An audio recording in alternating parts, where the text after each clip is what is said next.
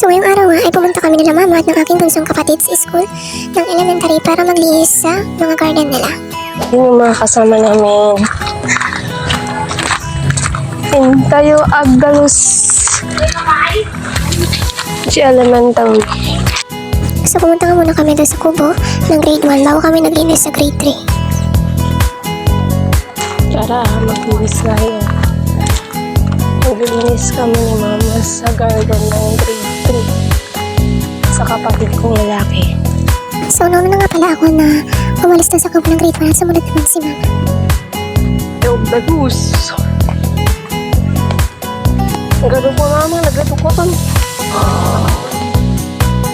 So yun nga ay nag-umpisa na kami ni mama na maglinis ng garden ng grade 3 para matapos agad at matanggal lahat ng damo na nakatanim dito.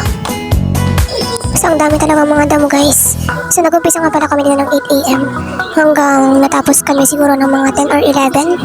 So ito guys, naka-time lapse siya kaya sorry guys kung naka-time lapse para mas mabilis. So after ko nalinisan ng aking area, nalinisan ko ay inutosan ako ni mama na takutin na yung mga damo. So ito guys. So natapos na oh. Wait lang.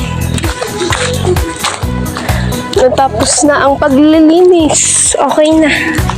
Kasi nandun bahala sa mga iba. Nya, dala eh. So tapos tayo nga naglinis yun niyo. Tapos na tayo naglinis. Nice! Ito ilalagay naman natin. Pumunta muna tayo sa grade 1. Tapos na tayo naglinis sa grade 3, yung garden ng kapatid ko, ng lalaki. So ito yung mga dalawa. Oh, mag-hi kayo.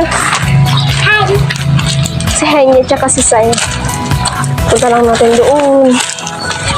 So si Saijan nga pala ay best friend ng aking kapatid na bunso na si Henya. Kaya lagi silang magkasama. Hi ka, Sai Sai. Kita yan. Kami makuwi. So kaya pala sila sumigaw dito guys ay natakot sila sa caterpillar na binigay ko sa kanila kanina. Tignan nyo, caterpillar. Takot din ako dito guys. Kita yan, may pig.